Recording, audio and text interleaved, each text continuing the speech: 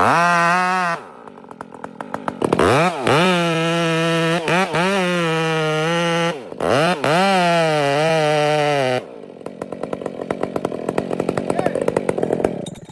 really is important where you start. Like if you know you're going there, let's have a look. Yeah, take a look at this. It's literally gonna disappear. Oh yeah. You see what I'm saying? That's 32 inches, brother. So I urge folks, you're not in a panic. You're never in a panic doing this. I actually thought we were shooting a little more side heel, Kev, but we're actually shooting down a bit, aren't we? A little bit. A little bit down, which is So gonna... Are you aiming kind of for the middle of those maple branches? Well, you can see, just look at my sights. And so that's what I was gonna talk about right now. See how I'm shooting kind of high still? Yep. So what I'm gonna do, and you see that, eh? Yep. Ollie, like, so I'm shooting high, so I'm expecting, but if you look at the tree, guys, if you look at the tree, this is another thing guys don't look at. Look where the tree is.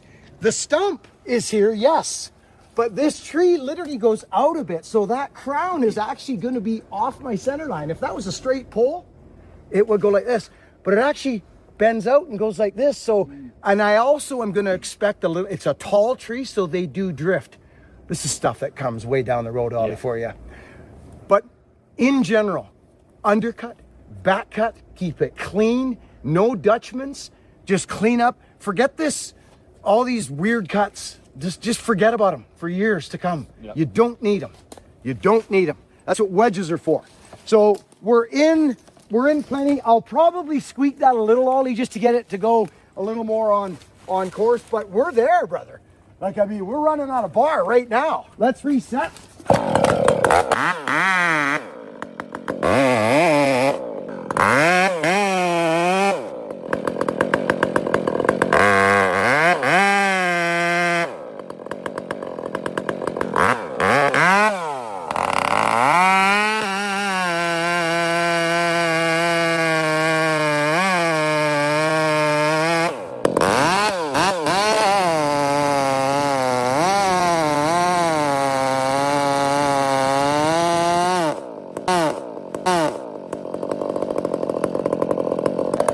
Now this is where, so I started that cut. As you can notice, this tree's kind of running away on me. Yeah. So that's where your dogs are so handy. That I'll admit it, that was a clean cut, fairly clean cut, but there's some cleanup to do yet. This is where we want to clean up our stump. There's a Dutchman in there, see it? I don't know what a Dutchman Okay, means. so a Dutchman is when, so believe it or not, this is a Dutchman right here. Okay. I made this as I started, so I'll show you how to clean this up. You don't want any bypass, it's called. So you want them to kind of meet perfectly straight up, okay. Right up there like an apex. And I'll show you when I'm done. I like what we got going here. That came up really nice, but there is a Dutchman with all this fuzz. That's why guys will knock bark off and knock moss off. I don't do that a lot. But here's why they do it, because there's a teeny little Dutchman, maybe a half-inch Dutchman. But we'll clean that up now. And this is where now you've also seen now a couple things. Your first cut, Ollie, is the most important. You dig that saw in, take a look at that sawdust. Is it coming out rotten?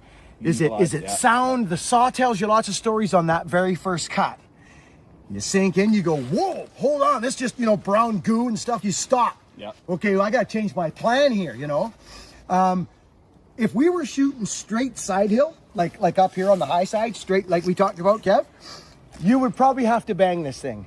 But what we've done is we've crept around and we're now utilizing the lean of the tree. You get what I'm saying? It's on the bottom. So that now is actually utilizing lean. Okay. You want to always try and utilize that lean somehow. Does that make sense so far? Yep. Any questions? You hit me, brother. Alrighty. Just ask questions. So I'm going to clean up.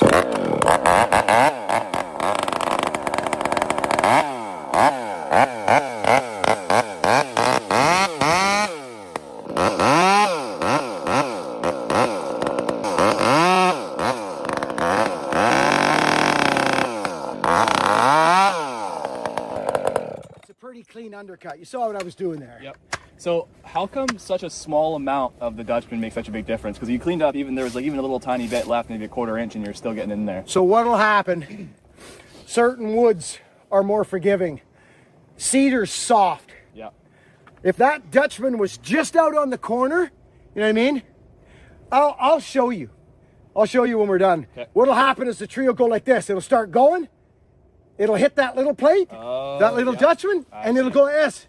Oh, okay. Yeah. Guaranteed. Yeah. That's why it's called a Dutchman. We use them in the bush.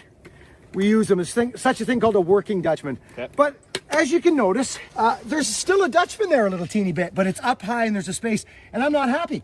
So don't care who's watching, clean them up. Okay. I don't care how many years you got on the stump. Good fallers do clean work.